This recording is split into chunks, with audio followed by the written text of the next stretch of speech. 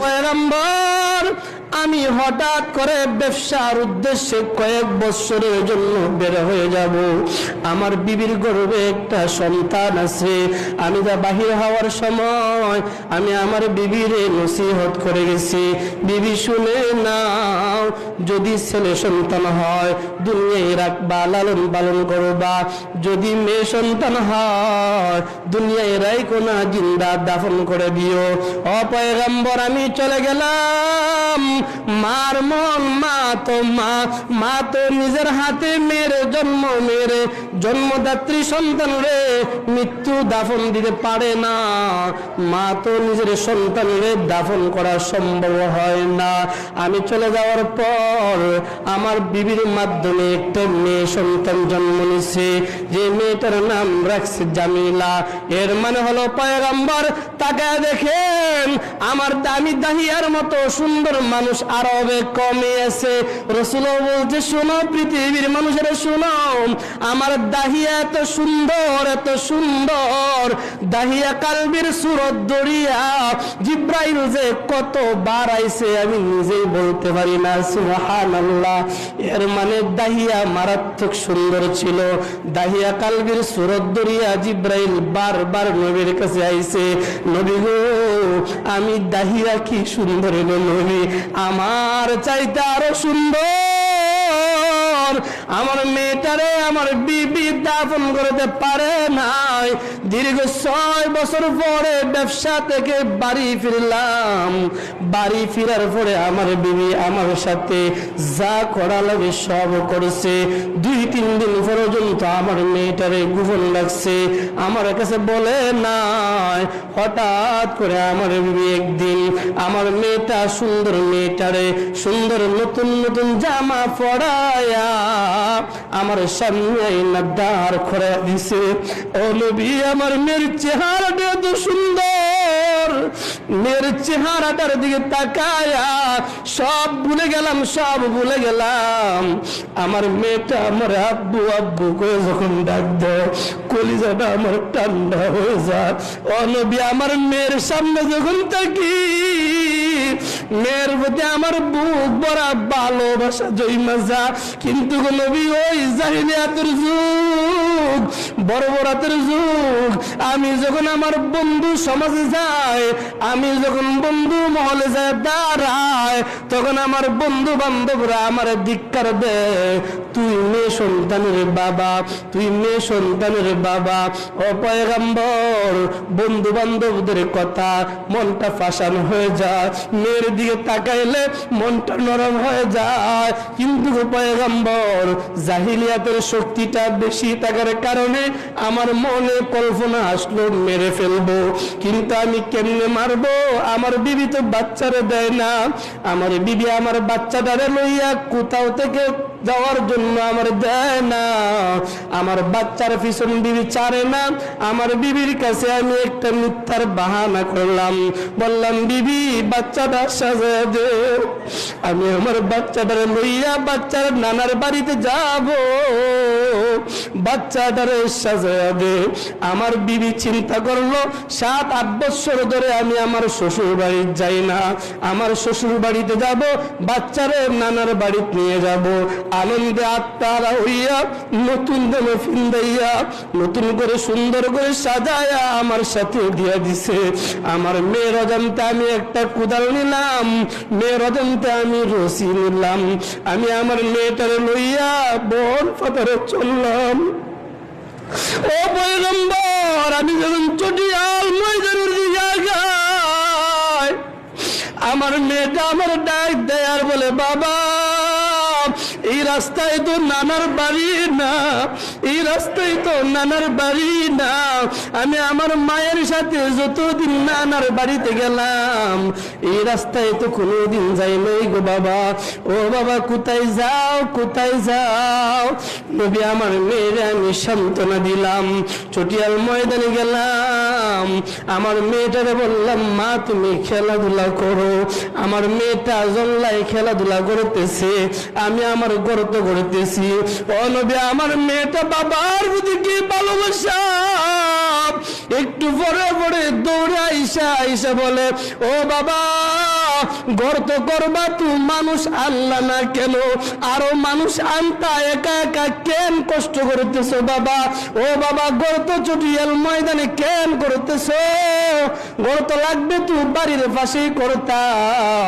ও নবী আমার মেয়েটা একটু পরে পরে আমার কাছে আসে, আমার চেহারাটা তার গায়ের জামা দিয়া মুছে দে, আমার দাড়িগুলি তার ফরনের জামা দিয়া মুছে দে, একটু পরে পরে আমার নিজের ফরনের পোশাকের ফিরন দিয়া আমার গায়ে বাতাস দে, আর বলে বাবা এত কষ্ট কেন করতেছো, কেন করতেছো? আমি বলতেছি মা যা যা, সময় হলে তোরে বলবো। নবী বিশ্বাস করতেন না গো নবী, আমি আমার গলা পরিমাণ গর্ত করলাম। এত বিশাল গর্ত করার পর আমার মেয়েটার ডাক দিলাম, মা কাছে আও। যেই মাত্র আমার মেয়েটা আমার কাছে আসছে, আমি তার হাতে শক্ত করে ধরলাম, হাতগুলি রশি দিয়া বাইধা দিলাম। আমার মেয়েটা বুঝা ফেলছে তারে বাঁচতে দিব না। ও নবী আমার মেয়েটা আমার চিল্লায় চিল্লায় গয়, বাবা আর কোনদিন দুনিয়ায় তোমার পরিচয় দিব না, বাবার পরিচয় দাহিয়াল কালবির কোনদিন দিব না। ও বাবা আমি আর কোনদিন তোমার বাড়িতে যাব না, এলাকায় কোনদিন তোমার পরিচয় দিব না। ও বাবা আমারে জানে মাইরো না, আমারে ছাইরা দাও, আমি অন্য দেশে চলে যাব, তোমার পরিচয় দিব না। আমি আমার মেয়ের দুইটা পা বাইদা নিলাম, আমার মেয়েটা আমারে বলে বাবা মাইরো না, মাইরো না, মাইরো না। বাবা আমার মার কাছে তুমি জবাব দিতে পারবে না, ও বাবা আমার মার কাছে জবাব দিতে পারবে না। বাবা তুমি জানো না তোমার চেহারাটা দেখার জন্য 6টা বছর মার সাথে অপেক্ষায় ছিলাম, জানতাম না তুমি যে আমার রাস্তায় আসবে। ও নবী আমার মেয়ের কান্নাটা আমার কানে বাজে, আমার মেয়েটার যখন ধাক্কা দিয়ে ফেলে দিলাম, সর্বপ্রথম একটা পাথর লইয়া আমার মেয়ের কপালে যখন দিলাম, রক্তটা চিট মাইরা আমার কপালে এসে লাগছে। ও নবী তখন আমার পাশা মন গলে না। আমার মেয়েটা বারবার চিল্লাইতেছে বাবা মাইরো না, আমার সাইডা দাও, আমার সাইডা দাও।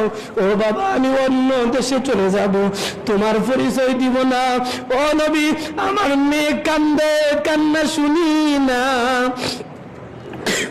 আমি পাথর মাইরা মাইরা আমার মেয়েটারে গর্তে দাফন করে দিলাম। ও নবী উইটা আসলাম, টানে যখন দাঁড়াইলাম তখনও শুনতেছি আমার মেয়েটা আমারে ডাকতেছে, আব্বু আমারে বাঁচতে দাও, আব্বু আমারে বাঁচতে দাও। আমি পাশান বাবার মন একটা বড় গলে না, কারণ আমি তো জাহিলিয়াতের লোক। ও নবী আমি যখন রাত্রিবেলায় ঘুমের উপরে ঘুমাইলাম, তখন দেখতেছি আমার মেয়েটা আমারে ডাকতেছে, বাবা আমারে মাইরো না, আমারে মাইরো না, বাঁচতে দাও, বাঁচতে দাও। ও নবী বিশ্বাস করেন, হাঁটতে গেলেও মেয়ের কান্না কানে আসে, ঘুমাইলেও মেয়ের কান্নাটা কানে আসে, যাই করি মেয়ের কান্নাটা কানে আসে। ও নবী বলো না এত বড় পাপ আমি করেছি, আমার আল্লাহ কি আমার এই পাপটারে মাফ করবো? ও দাইয়া বলতেছে, ও নবী এত বড় পাপ আমি করেছি গো নবী, আমার মেয়েটারে, এত বড় মেয়েটারে নিজের হাতে দাফন করলাম। ও নবী বলো আমার আল্লাহ কি আমার মাফ করবো? কিতাবের মাঝে উল্লেখ করা হয়, দাহিয়া কালবির কান্না শুই না নবী কান্দে, আর বলে দাহিয়া রে তুই কি এত ফাঁসান মানুষ, তুই কি এত ফাঁসান মানুষ? মেয়েটারে তো কান্নার পরেও তোর মায়া লাগলো না। ও দাহিয়া তুই বুঝি এত ফাঁসান মানুষ? দাহিয়া বলে নবী আমি কি করব, আমি তো জাহিলিয়াতের যুগের মানুষ। ও নবী এখন আমার মন বলে মেয়েটারে আবার জিন্দা আনতাম, কিন্তু আমার মেয়ের তো আর জিন্দা পাওয়া সম্ভব না। ও নবী জানতে চাই আল্লাহ কি আমার মাফ করবো? নবী জানে দে অল্প সময় পরে দাহিয়া কালবির মাথায় হাতটা রাইখা নবী বলে, দাহিয়া যা যা জাহিলিয়াতের যুগে বুঝছিলে না, গুনাহ করেছিলে, এখন বুঝছস, তওবা করছস, কালিমা পড়ছস, আমার আল্লাহ তোর জীবনের সব গুনাহ মাফ করে দিছে। দমপুরের যুবক ভাই, বৃদ্ধ বাবা, শুনো, তুমি আমি তো দাইয়া কালবির মতন গুনাহ করি নাই, তুমি আমি তো এখনো মারাত্মক পর্যায়ে কোনো গুনাহ করি নাই।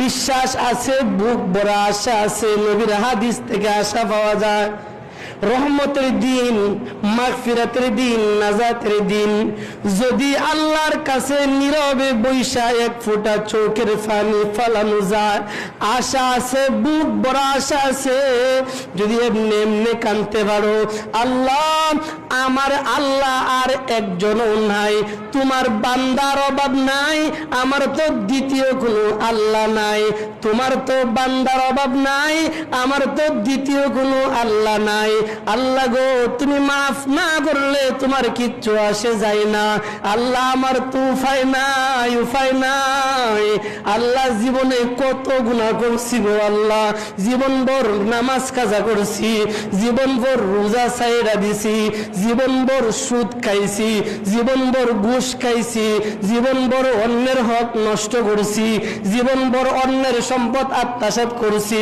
আল্লাহ জিনা করছি, ব্যভিচার করছি, জুলুম নির্যাতন করছি, তুমি ছাড়া তো আমার কেউ নাই, তুমি ছাড়া তো আমার কেউ নাই।